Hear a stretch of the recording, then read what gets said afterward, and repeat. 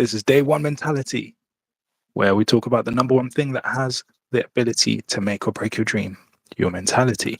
My name is Dee. I'm a pilot. His name is Mo, the steady athlete. He's a fitness coach. This is episode 11, the psychology of money. Mr. Mo, how you doing, man? Not bad. Happy to be at YouTube. Yes, enough of Instagram, but very good. Yeah.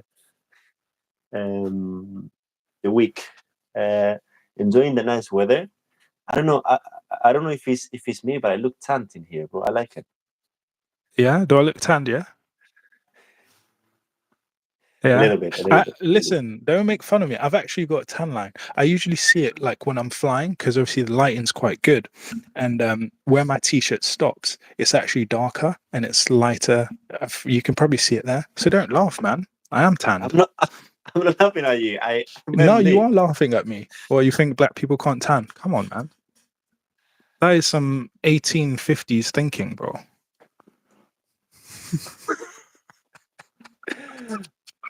That I mean, no, it is true that I had a friend that he went to the beach with me once, and you could see like massive difference from like under his shoulder was he needed a ton. Yeah.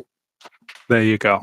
No, it's been a great week on my side. For those of us joining us, we are on Instagram Live, but Instagram is playing games and playing hard to get. So at some point when someone plays too hard to get, you just leave them.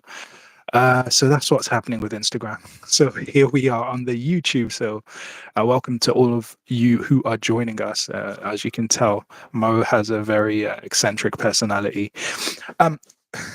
My week has been pretty good. I'm very grateful, man. Like 2 days ago, I had a chat with somebody who literally has so much experience, and they were just like, "Oh, you're going down the modular route." This guy.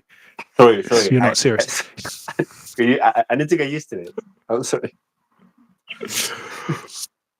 Yeah, so somebody who's like a flight instructor on like nearly 1,500 hours of flying, and he was just like talking me through how to save money on the modular route towards becoming, say, an airline pilot or a commercial pilot. So yeah, that was really grateful, man. And then, last week, Friday after the podcast, I went to have a flight to a friend of mine that runs a flying school. I went to visit him. Wow. And that was quite nice. It's quite nice. Had to be a quick flight, but we went there, got some food. I flew with a student pilot, so I kind of gave him an experience of what it's like to fly without your instructor there, kind of checking everything. You're actually just able to enjoy the flying. So, yeah, no, it's been a great week. Yeah, it's been challenging, but it's been great. I'm very grateful for the community I have around me, for sure. Nice, very nice. I guess that being able to be with someone else and that is really passionate about the same thing as you, it makes it even better, right? Yeah, 100%. And the thing that the flight instructor, his name is Keno, actually. I've got him in one of my videos. I filmed his 1,000th hour landing. So that's on my YouTube channel.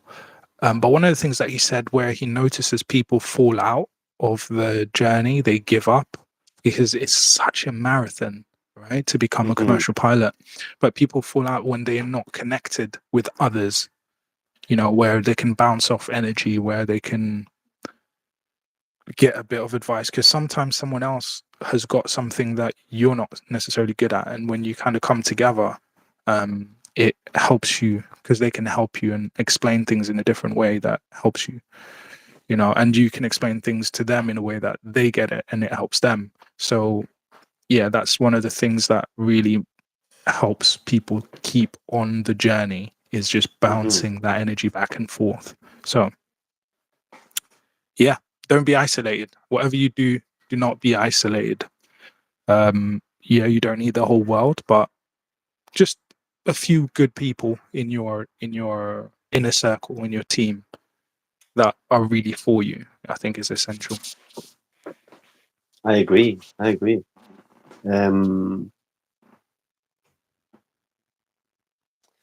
to good to recap. I mean, it's always to appreciate the good moments, especially it's okay to be really critical about what I have to improve, and but then being able to enjoy it while you go through the journey, it just makes it more makes it better in general. Having said that, let's continue with the dream workshop.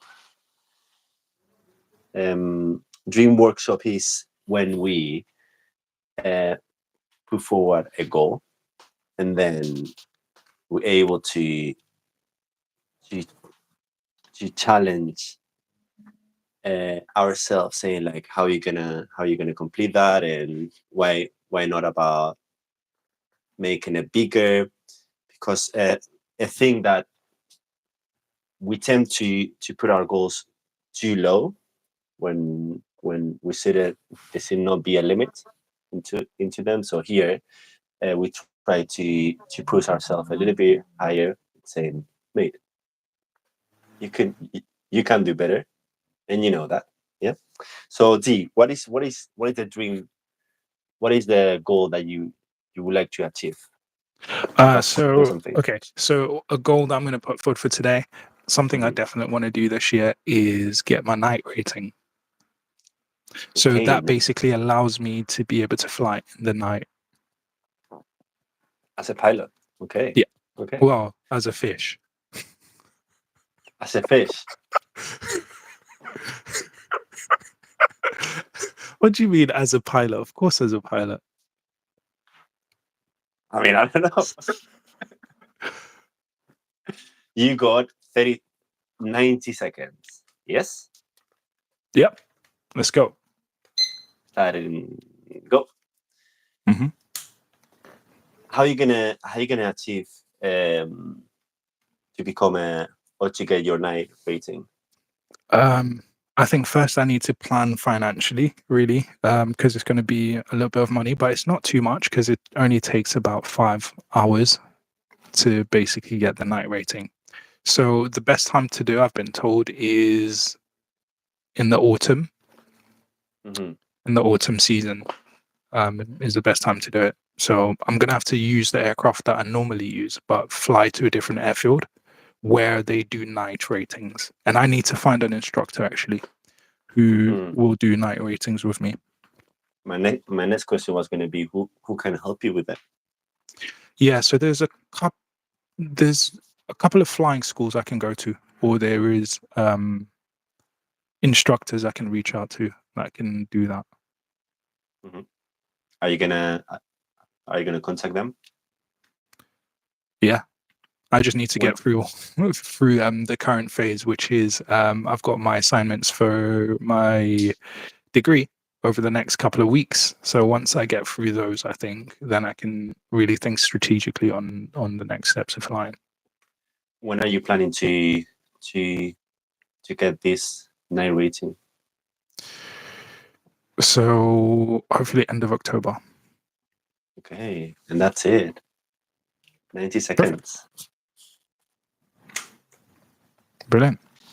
The goal that I'm going to put forward is having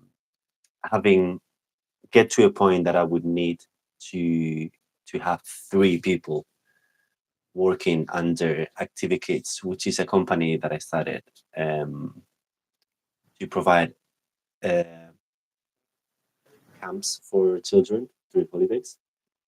Mhm. So that is the goal. That is my goal. Okay. Well, you have 90 seconds and your time starts now. Why 3 people? Because if I get to a point that I will need 3 people to help me with the with the management or to organize events for children, it means that I will have over 50 kids more or less every single camp. Why does 3 people on the team equate to 50 kids? Or how does that equate to 50 kids? Because as member of staff, when you work with children, there is an amount of kids A that ratio. a ratio of kids that that every member of staff can look after. So Right. Okay. Good. mhm. So you've done your research on that. Okay. What Yeah. are those 3 members of staff going to do? Not organize the the events, but support during the events. So look after Mhm. the events, provide activities, Mhm. maybe come up with new ideas for the events. Yeah. And how are you going to find those people? 10 seconds left. People that I know already, that I know they trustworthy. If Mhm. not, try to promote the uh, jobs. Okay. Cool. 90 seconds is all we get. Yeah. So, like you said, this is an opportunity to really put each other in the hot seat for 90 seconds to do the goal that we're doing. And hopefully that helps us think laterally, helps us be a bit more creative. Maybe it helps us expand on our dreams because it's all about making our dreams happen. That is correct. And coming to making our dream happen, let's move out to the next, which is accountability time. Mr. Future Pilot, what is this is the question, and is what is something you know you should be doing that you haven't been doing lately? I would And by say lately, probably. I mean from since last week, since last weekend. Yeah. Wait, let me not break this yoke because that cost me quite a bit of money. Yeah, I would say one thing I've been more conscious of is time to rest. I think I've definitely been um, worked. I've worked myself to the max this week. So Okay. it probably would be smart to make sure I've got some recovery time. Because yeah, I don't want to burn out, obviously, but at the same time, I want to make sure I hit all my goals. So it's a case of prioritizing and making sure I've got. I think if I had a 6 hour window where I could just Mhm. relax, that would probably be ideal. So give me a sentence then. What sentence? Resume everything you said in one sentence. Making sure I get recovery time. Oh, nice. Nice. And yeah, since I know you, that is something you need to work on. Yeah, I agree. I agree. But yeah, last time I mentioned that I was that I I haven't been using the 3-2-1 principle, which is the bedtime routine. Essentially, you stop eating Mhm. at least 3 hours before you go to bed. You stop drinking liquids at least 2 hours before you go to bed, and Mhm. technology off 1 hour before bed. The technology off, I'm just plain out not going to do. I'll be honest. But definitely the food and drink, because it helps with the quality of sleep. Because then you don't have to wake up for the toilet or you don't feel so tired. So I kind of have got back to that, apart from one day, Mhm. and I found that really positive. Actually, I found that I had a bit more energy, so it does help. So yeah, I'm glad to have got back on track with that one. What about you? What is it that you know you should be doing that you haven't been doing? And if you're in the chat, this is your opportunity for accountability. Um, put down what you know you should be doing that you haven't been doing. And accountability can be a great way to boost your performance. So, Mhm. yeah, Mr. Ma. So I mentioned before that I needed to have something Yeah, visual to put in my wall, yeah, to organize my goals, um, to be able to see my goals and say, okay, I need to do this week. yeah. I have that already, which is this that really helps me. Now, I felt last week that I had to invest a little bit more energy every day on doing on taking action to complete those tasks. Hmm. So that's what I felt. this past week that I had to invest a little bit more energy and action into complete them. So have you been making it visual? What have you done? It is visual, yeah. So I got this Okay. that helps me organize the tasks that I have to do. Okay, but did you actually use it? Yeah, I did. Are you sure? What did you use it for? Sorry. What did you use it for? What did you use it for? To organize You my did you use tasks. it as your mat on the table, as your placemat for eating? Because Yeah, that technically to that's using it. What did you use it for? I want to know results, man. so I did a how do you say it?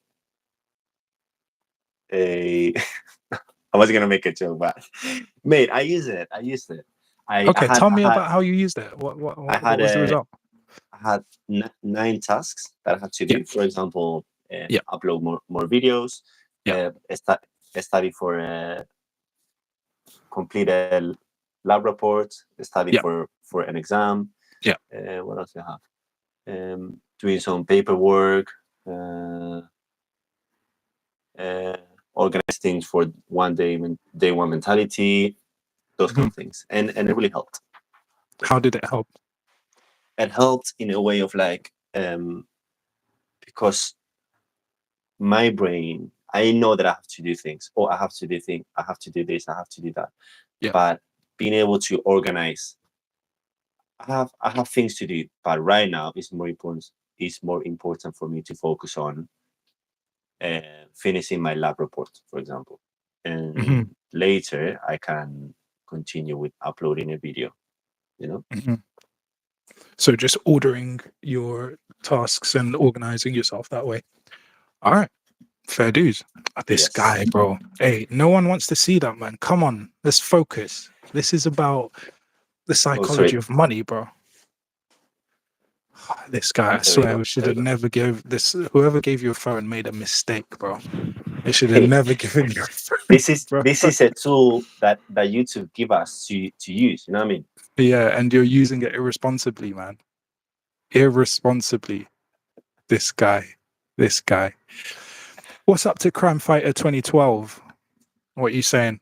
I hope you're having a good day. And yeah, soon we're going to get into the main topic of today. Just getting those nitty gritties out of the way, but that's how we push ourselves forward, isn't it? 100%. 100%. Okay, No. you Sorry, done? I almost forgot. What is something you're gonna do? Oh no, sorry, we did already. Yeah, Done? ready. All right, Ready for let's the get main to the topic. main segment. Let's get to the main topic of today, which is the psychology of money. Right? So we're going through each month, we're choosing a book that we want to go through. And last month it was the 10x rules. This month is the psychology of money by Morgan Housel, if I remember that correctly. And I guess let's start from the top. The truth is, for us to achieve our dreams will require the use of money. Hmm. I learned about money quite late, according to my own evaluation, but it's amazing, especially when you speak to pilots, student pilots, especially those who don't have a whole ton of cash to just chuck down to achieve their Hmm. dream. It requires being very smart with money, right? But then Hmm. we never really sit down and actually talk about money, which is very interesting to me. So yeah, I'm looking forward to this journey and having conversations with you about money. So the first question before we get to the chapters of the book, what is money to you? Hmm. Money for me is a tool to use, a tool that you need to earn as well. Hmm. Money is a tool. Mhm. And And this is when I say to earn, that's very straightforward. You need to try to earn money, but to use it in a way that will make you enjoy life, have a good experience, and reach different goals, etc. right. So some people describe money as, or one way to describe it is as a store of value. Hmm. Say you produce tomatoes, bananas, right? But you can't store those because they're going to go bad. Hmm. So what do? You give it to me. I give you some money. Hmm. And now the value that you had in the tomatoes, the value that you had in the bananas, you now hold it in this, right? Well, back in the day when it like this just makes it easy to transfer money, to transfer value, right? Or to a company, they need somebody to sit down there and pick up the phone. Okay. Hmm. So I give them that value and they transfer my energy that I spent to help the company, they transfer it to this and give it to me. Right. So money just allows and facilitates the transfer of value or the storing of value. So when a student pilot talks about like getting money for training, it's interesting because we never talk about what is money. We just say, I need money for flight training, or I need money for, I don't know, buying equipment for Activity Kids. But to me, it's interesting that you can go back to the main question, what is money? And actually from there start to build it. Because one of the things I say to people, and I was saying to the student pilot I was flying with last time, because it's so expensive, sometimes we can think that we need this, but actually this represents value. Mm. So we don't need this, we need the value, right? Yeah. And so that's what I was saying to them, like money is not the only form, it's not the only resource, right? Like your story is a value. The relationships you have is a value. And just to give you an example, like because I was telling my story about like living in my car, trying to get into flying, I made a really close friend who was also training, and life happened, and that guy had to basically quit flying, right? But when he quit flying, he gave me all his equipment, literally saved me probably hundreds of pounds. Hmm. And that's like, I didn't need the money for that. I needed the relationship, I needed my story, I needed my energy. And so it's just interesting sometimes putting money back in its rightful place, like mentally. What do you think of that?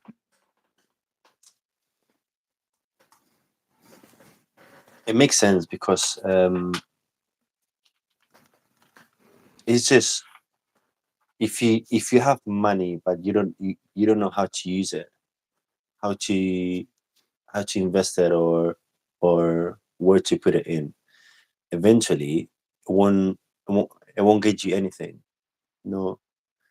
And when it comes to saving, if you just save money, if you just store money in your, I don't know, physically money like what you have right now, what the money will the value of that amount of money will decrease over time. So you need to do something with it. Right. And most people don't know that. Hmm. Most people don't know that because it will decrease due to inflation mainly. Yeah. Um, so the first chapter in the book, right, is called No One's Crazy. And the whole point behind that chapter in The Psychology of Money is that people make decisions that can seem crazy to another person, Hmm.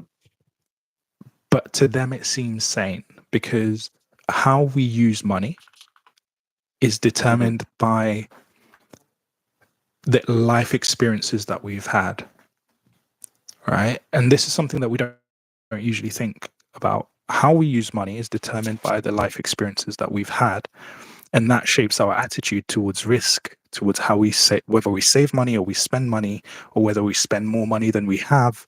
Like, all of these things are really shaped by the life experiences that we've had, and obviously they make a difference when it comes to how do you manage your money so that you can achieve your dream, right? Mhm.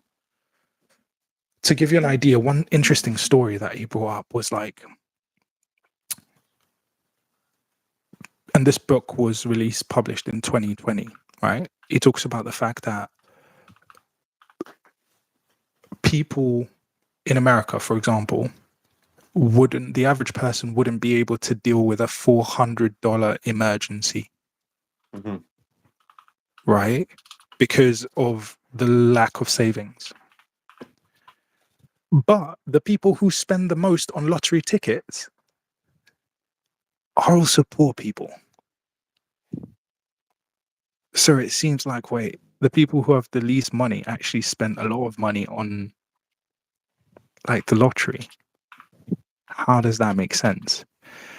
But I guess one of the key principles is that, like, how you spend your money shows what you value. So here's a question for you. If you were to look at your bank statement honestly, do you think that your bank statement reflects your dreams? Not at Or all. would you No. say that your bank statement reflects something else? Because how you spend your money Yeah. shows your value.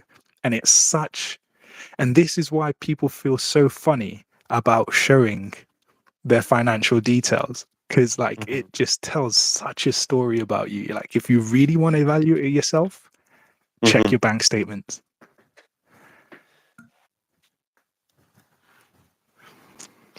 But how? So go on. Okay, sorry. No, you finish. No, I'm just gonna say, so if somebody says to me, I'm committed to my dream, yeah, I want to make it happen. Okay, cool. Let's check your bank statement. Does it Mm. reflect what you were saying? Yeah. I. So what you mean by that is like if someone would waste their money, buy things without thinking. Is that what you mean? Mm, well, that's part of it. Yeah. Hmm. Because in a way of right now, my bank statement might not represent my future goal, but maybe in 3 months like it does. You know what I mean? Well, And it's slightly different for you because obviously you're studying at the moment as well, so that prevents you're in full-time studies, right? yeah. So it has to be proportional to the situation that you're in. Hmm. But go ahead. No, it's just like and but it always have to be a change in a way of like um you need to be you need to try and be informed of like what can I do with my money, how can I earn more. It's not something that it just come, for example. What do you think? I think sometimes we just need to be honest and say, I don't want it that bad. I would rather that. Okay. Okay. Like, I really love honesty. Just say, do you know what? Yeah, it's a nice sounding dream, but I really don't want it that bad. Okay, cool. I can Hmm. work with that because at least you're honest. But I struggle even with myself when I catch myself doing it because we're all human. We all do it to some degree. Where I'm Yeah. like, I'm talking with my mouth, but not with my actions. Hmm. And this is why accountability is so important, right? So that's one of the conversations I was having earlier this week. It's like there's this guy who ended up being the youngest flight instructor in the UK and the youngest examiner in the world. And he literally had no money. Hmm. He didn't have this to pay for flying, right? But he found a way. He started helping out at the flight school. because they needed somebody. Just let me come. Okay, now that turns into, all right, well, you can't pay me. Let me have like just some flying lessons. Let me do your social media. Let me do this. Again, people look for this when this is secondary. The primary thing is the value you bring, right? And so he made it there without having the money to do it. So the amount of people that I see like, oh, I'd love to become a pilot, but I don't have the money. And then I see them go on holiday. Yay, I'm in Dubai. Hey, I'm in Africa walking with the lions. Hey, yo, I'm in South America. Next week, I'm in, New York. And I'm just like, you're not serious. Like, let's get serious.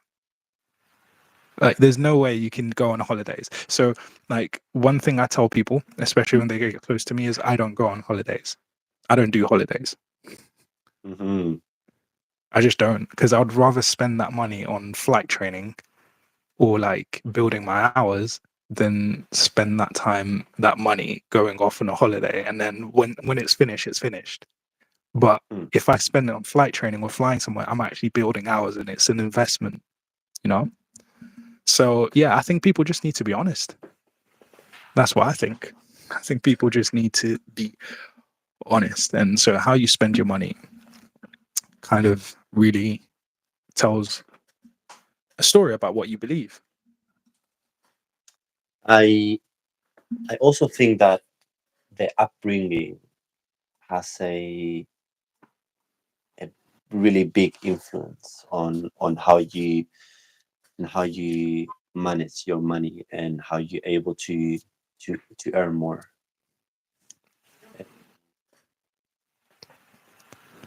So I don't know. I haven't like, in a way of, if you since a kid you they teach you how to deal with it, how to manage it, that money or is not. not easy, or not, yeah. That money is not easy to earn.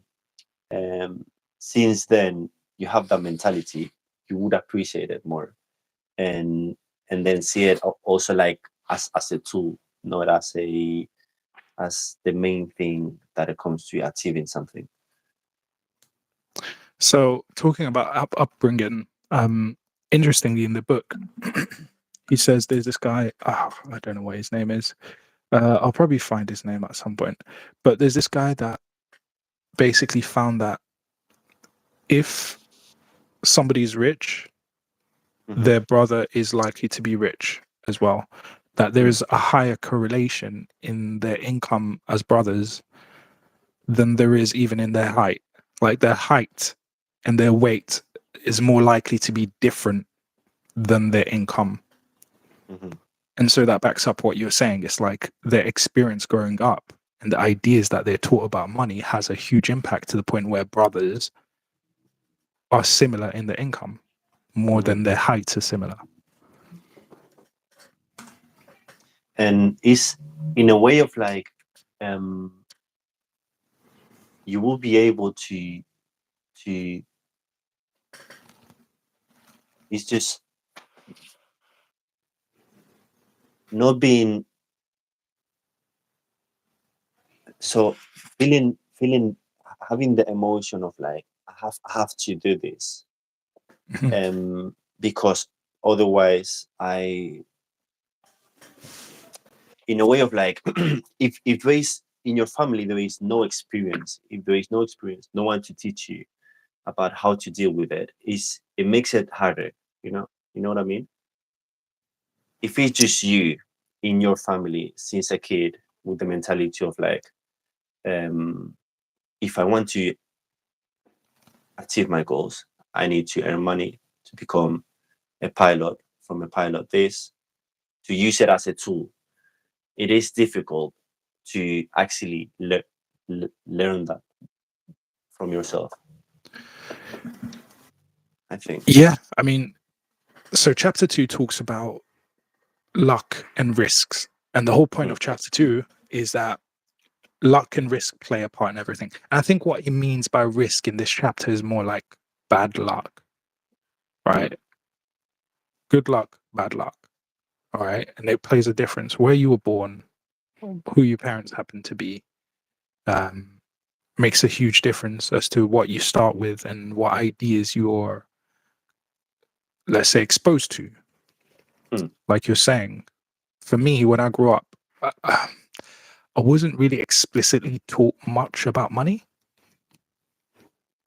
I knew it's there and I used it, but I was never really actually taught about numbers and money and how to deal with money. So here's a question for you. If you have a pound, imagine £1 is representative of your whole income. How should you spend that pound? If you had a pound, what's the best way? Imagine you're teaching a kid, right? Philosophy of money. You have a pound. What should the kid do with that pound?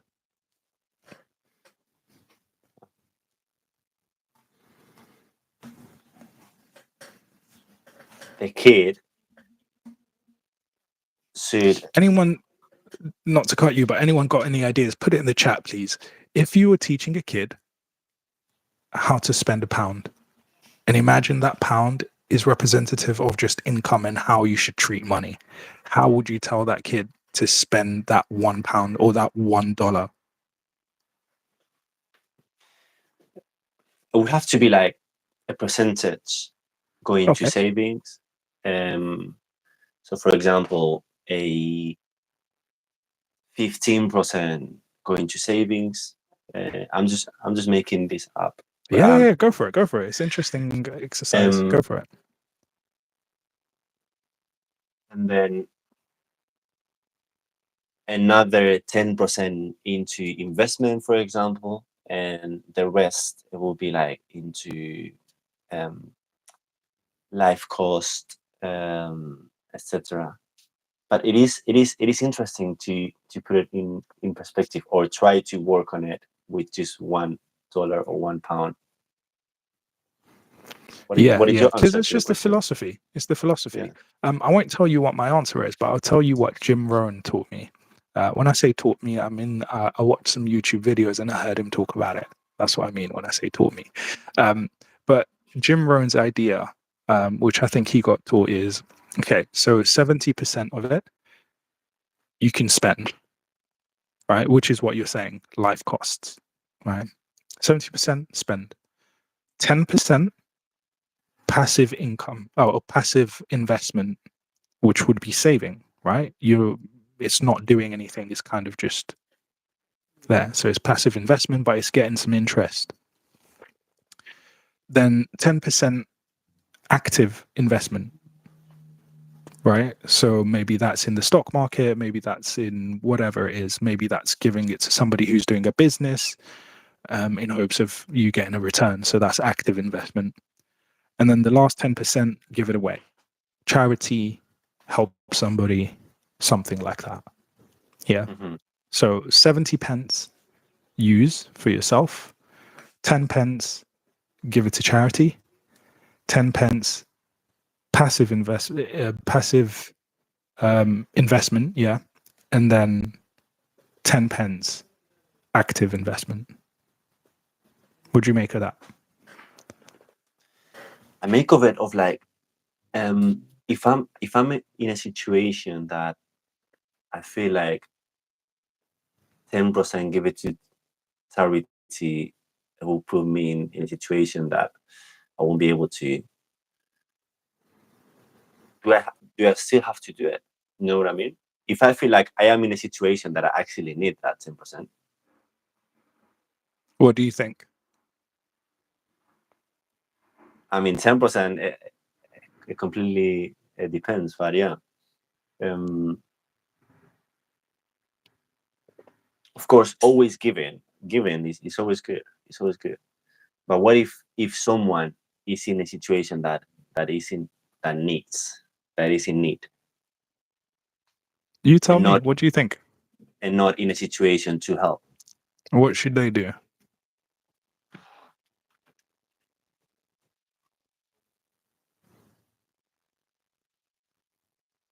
So, hey, let's put this to the chat as well, right? If somebody's in a position of need themselves, what should they do? should they still give? Or should they focus on doing what they need to do so that they can get through? Yeah. Somebody in need, should they give, or should they give to charity, or should they hold on to it and help themselves? What's your opinion on that? I feel like we need to be grateful to be in a situation that we're able to help others, right? Yeah. But then when are you actually in a situation to help someone else? Because you can always help someone else. It just depends if you're willing to do it or not. Can I answer that? Can I jump in? Yes. I'm going to jump in. Glad you said yes, but I'm going to jump in anyway. You have my Right. permission. This guy. Listen, I don't need anyone's permission. Yeah, that's the last thing anyone should ever say that to me. I don't need no one's permission. All right. So, some people say if you're selfish, you should give to others, because giving to others can be a great way to give to yourself. Obviously, life is about balance to some degree. But let's imagine me and you were in the Sahara Desert. Yeah. We've been walking for the last 24 hours. I have one tiny bottle of water left. Yeah. I'm thirsty. What am I going to do with that? Should I share that with you, or should I drink it all myself? Now, you'd be happy to know I'll definitely share it with you. Even though I'm in need, I'm going to share it with you. And yeah, there's an aspect of that. Just like I'm being selfless, I'm giving it away. Yeah, there's definitely an aspect of that. But there's also the aspect of, if I help you, even though I'm in need, that could put me in a position where you help me. If you want to go fast, go alone. If you want to go far, go together.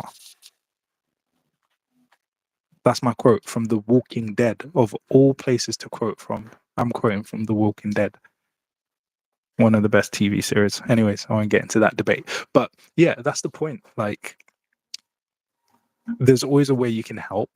And I think it's a mind game. It's a trick to think that you're too in need to help anybody. And actually, sometimes in helping somebody else, do you know how people stay alive? They get cats like you. Just having a cat to look after can give purpose to your life, can add energy to you. So there are actually ways that we can help other people and get energized ourselves. So when you don't actually help other people, you prevent yourself from being energized. This is why, despite the fact that I don't have money to become a commercial pilot, but I invite people along for the journey. I speak to student pilots. I give them advice for free. I try and pump them up as much as possible, because that actually gives me energy, right?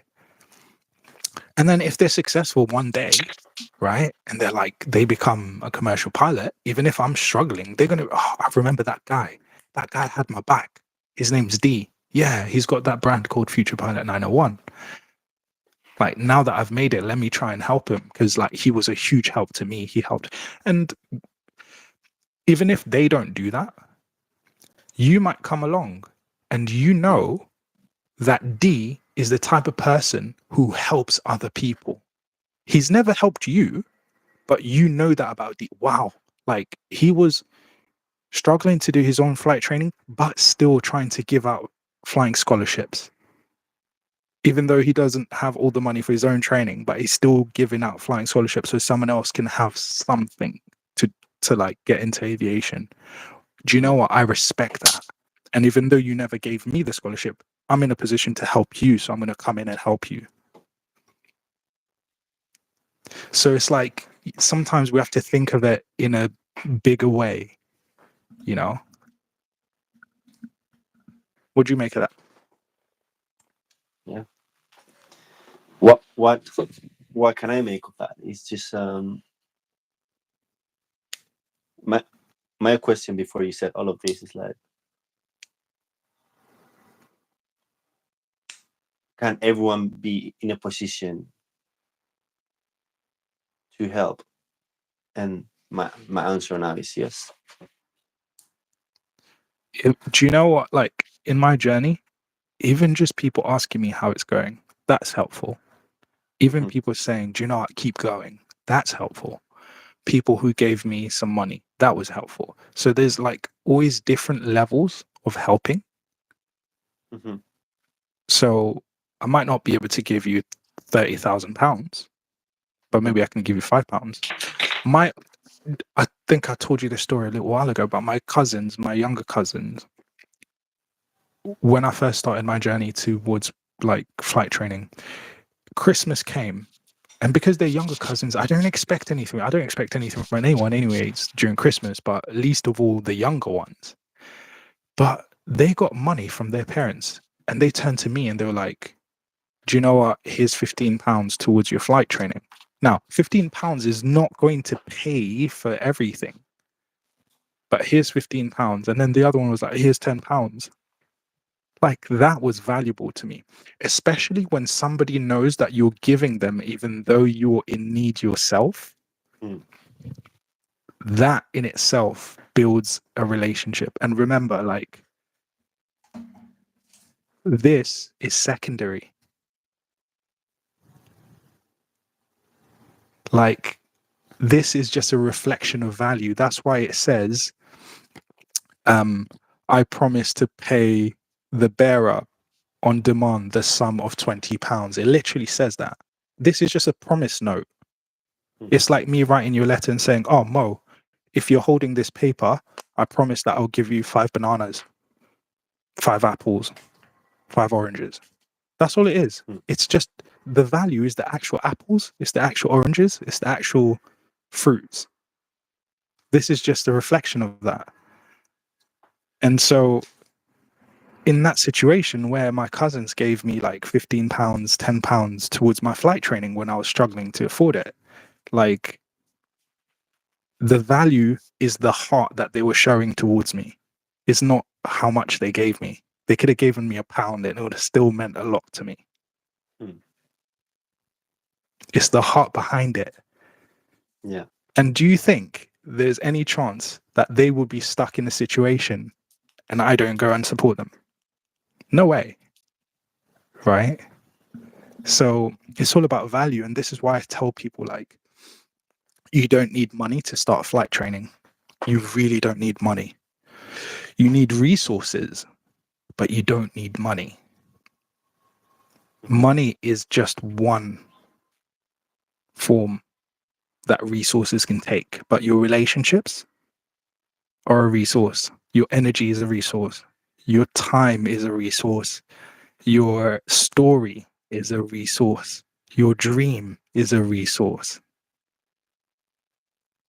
If you can tell your story, show your dedication, people will help you.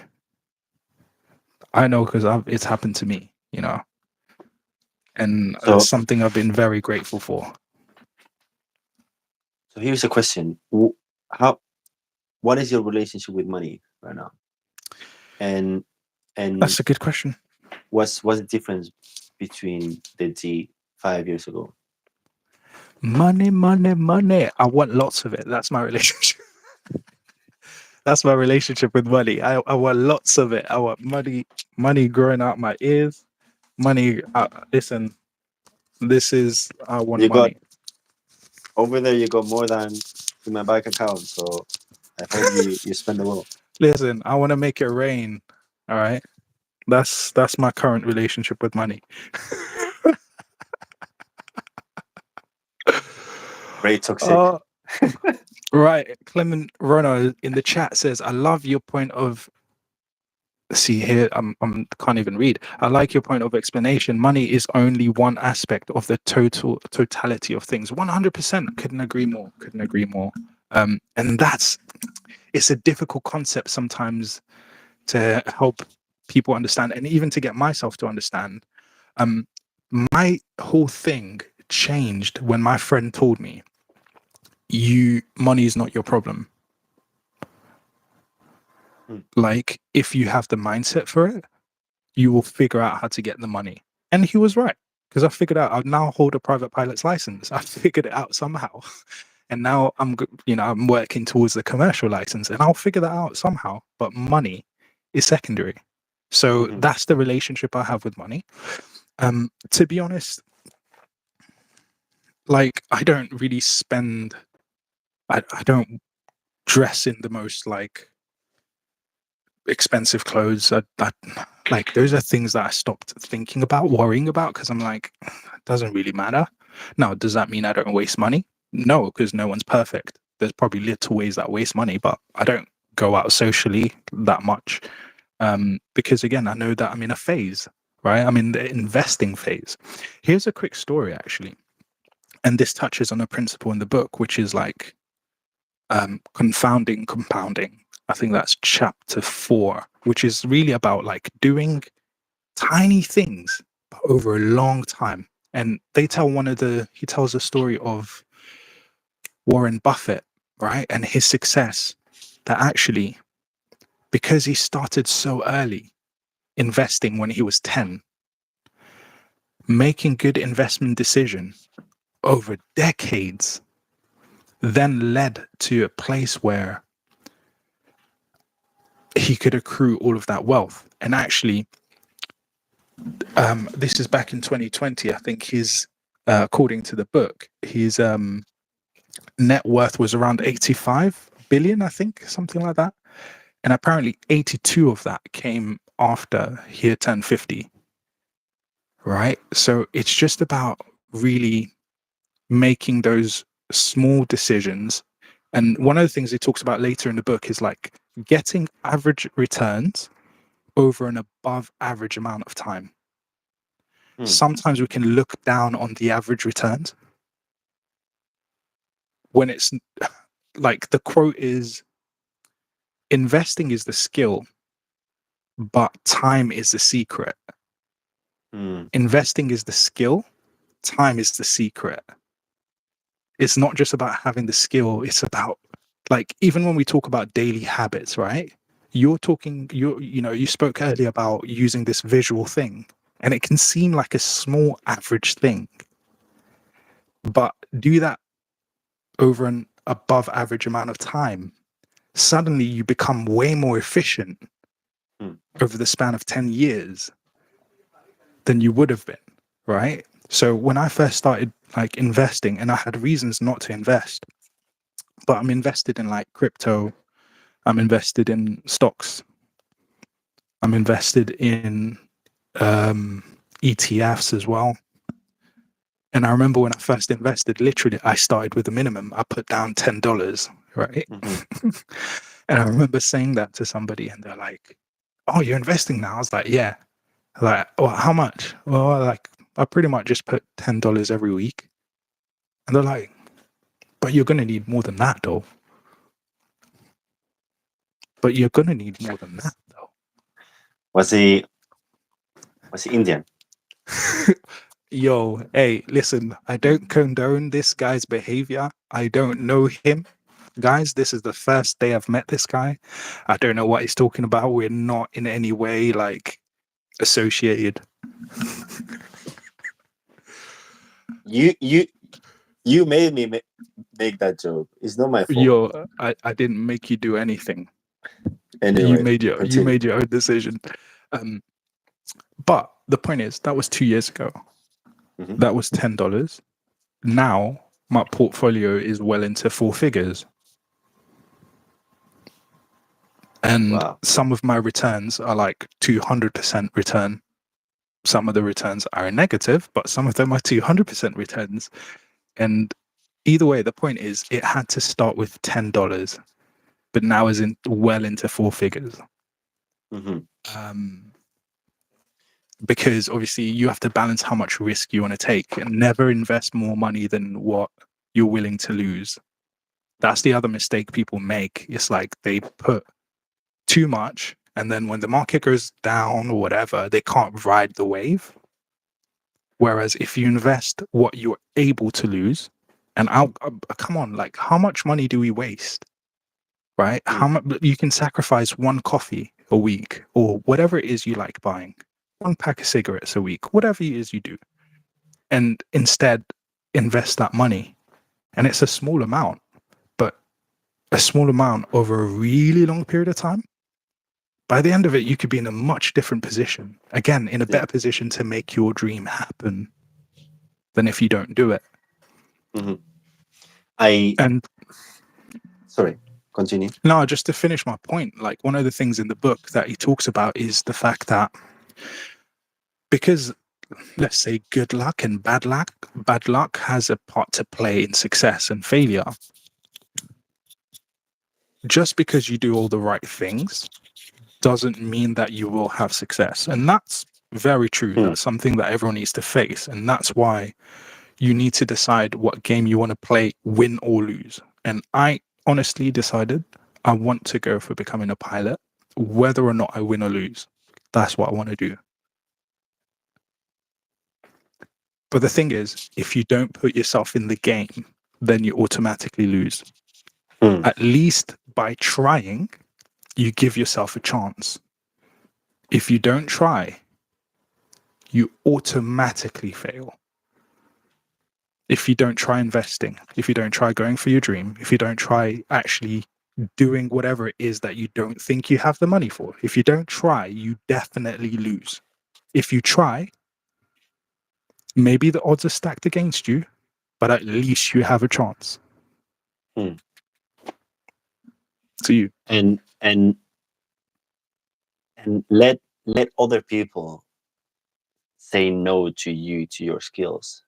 Do not deny yourself the opportunity of trying before someone else is saying no to you already. Yeah, because we're trying to avoid hearing the no, isn't it? Like, if I know, if I feel like you're going to say no, I don't even want to try because I'm like, I don't want to face that rejection. So it's a good point you make. And you mentioned that the small steps, small savings, right now it doesn't feel like anything, but later in life makes a huge difference. And it is very basic and very simple. But when you say that to someone that has no experience with it, it would not make sense. It would say, what are you talking about? Why would I save £5 now for in the future to help me? £5 is nothing. I better spend it right now in beer, Coke, coffee, whatever. So it's a point of like actually getting informed and saying the no now for a yes in the future.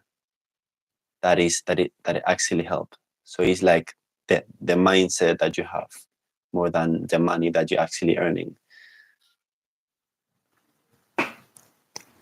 And one of the things that Morgan Housel talks about in the book with regards to that is, you know, because luck, good luck, bad luck, his way of putting it, even though I might put it differently, but good luck, bad luck has a huge part to play. And so when you have people who have extreme stories of how they got rich or how they got successful in whatever area, if their story is extreme, it's harder to figure out like where is luck, where does the luck stop, and then the skill that he actually has or she has starts. Like it's really hard to differentiate between luck, skill, and so it's harder to replicate. And what he advises is don't look at extreme circumstances, look at broad patterns. Right. And that's where you can really learn the lessons of what you need to do. Because one of the examples he says is like there was a guy who was dealing in the railroad business. And essentially that guy made deals to expand his railroad empire. But his business partner basically told him, all the deals that you've made basically breaks the laws. And his attitude was, well, there's no way you can run this kind of company without breaking the laws. Right? And it worked out. But then if you decide, oh, well, the way that I'm going to do a business is by breaking laws, then you're going to end up in prison, potentially. Hmm. Do you see what I'm saying? That's an extreme circumstance, and there was a lot of luck involved. Whereas, the story of a janitor or like a caretaker of a building who was literally just putting a bit of money aside all the time, investing, and by the time that he dies is like got lots and lots and lots of money that he can pass on to like the next generation. That is not an extreme story. So there's more principles you can pull out of that. Like look at broad patterns rather than looking for extreme examples. So that's one of the points that he makes, which I think relates to what you were saying. And so I said that it's not about the money that you're earning, but the mindset that you have. And I want to give something that I was renting a room pretty much 2 years ago, and I was sharing the flat with a guy. He was maybe 40 years old, Mm-hmm. and he grew up in a rich family. He was rich Mm-hmm. when he was younger, but now he was a painter, but not seen like someone wealthy. But at the same time, he was able to generate money just by doing things. The problem was that he wasn't able to keep it or to invest it, to maintain that money, because he had a mindset problem that was just spend it in a casino nonstop. But this guy, he was able, when I say generate money, he was a painter. He had 90 paints to deliver, and each of them, he was selling them for like £1,500, £1,500. So his mindset of being able to create money, he was really good at it, but not able to maintain that because later he was going to the casino and spend it up. And things that he was told since young that it's in your hands to get the money that you need. It's on you, that you can do it. He was able to generate it, but not being told how to keep that and how to invest it in a good way. Yeah, there you go. Like those things happen. And I think chapter 5 talks about how to getting wealth versus maintaining or keeping wealth. So today we kind of focused more generally on some of the stories and the ideas from chapter 1 to 4. But yeah, next time we'll pick some of that up because I think that's a really, really important point. You can get lots of money, but you hear about, for example, these celebrities that makes lots of money, but they're in high level of debt. And again, for people who are in a position where they're trying to become pilots or they're trying to achieve their dreams, you can't. I'm not going to say you can't afford to. I'm going to say you can less afford to have things that steal your money, because it's bad enough you've got less and you're trying to achieve this huge dream of becoming a pilot or trying to do whatever you're trying to do. So, and this is why The Psychology of Money is an interesting book, because it's not just about saying, okay, I'm going to save. Like, you need to understand that you're working against a mindset. There's a certain association that you have. Like, it's so interesting. And again, this comes from your life experience, because some people, they can't have money. if they have money around them, there's just an inner drive that's like, spend it, spend it, spend it. I've got money, spend it. Like, you've spent it before you even got it. But the thing interesting about me is I realized a long time ago that I'm a spender. I'm definitely not a saver. I have some small savings, but I'm Even now. generally a spender. Yeah. So what I decided to do is, if I'm going to spend, that's your strength, spending. All right, cool. Be a spender, but spend it on your dream as an investment. Spend it on something that's actually going to come back. So I'm like, I have really high spending compared to my income, but the most of it is actually an investment, rather than like just spending on stuff that's never going to come back to me. Other than like living, all of it is an investment. Like, the way I buy clothes is so interesting to me. I literally just have clothes, like standards, like a few trousers, some t-shirts, a couple of shirts, and I wait until something goes bad and then I replace it. I've got like 3 pairs of shoes. I wait until it goes bad, then I replace it, because it's like, again, I'd rather spend money on my dream and flying rather than buying all this stuff, and then you're actually stealing from your own future. So again, I challenge everyone out there, and every time I speak to, student pilots or aspiring pilots who say, I don't have the money, go back to your bank statement. Does your bank statement reflect your dream? Or does your bank statement reflect that you value other things? And we're all human, so we get off track. But you have to evaluate yourself and catch yourself off track to get back on track. And you might only be able to put £1 towards your dream. Can you put £1 towards your dream? Then put £1 towards your dream. Start there, but do it consistently. Do it consistently. And then when you can do £2, do it to £2. And then when you can move it up to £10 a week, do £10 a week. But put it to the side. Maintain that discipline, because it's about mindset. Yeah. And it's about the identity that you create of yourself. And that's the message of the book, that I love, is doing average things for an above average amount of time. So I'm looking forward to having more conversations about this book. Hopefully looking at between chapters 5 to 10 next time. There's only about 20 chapters in the book, so it'll take us a couple more weeks to get through it. So yeah, it'll be interesting to see what else comes up. Final thoughts?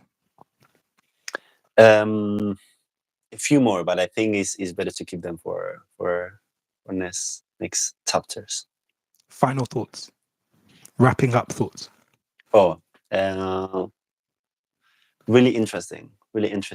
The psychology of money, because it's actually interesting to understand how people see money and how they're able to spend it and how they're not able to spend it sometimes.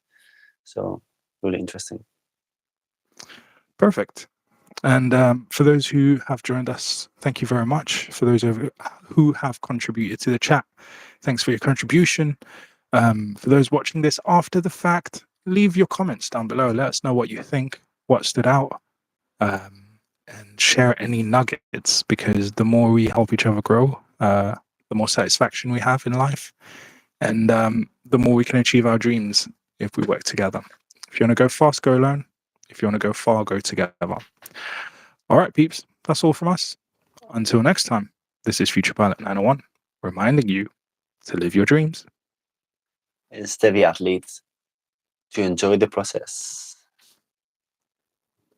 Peace.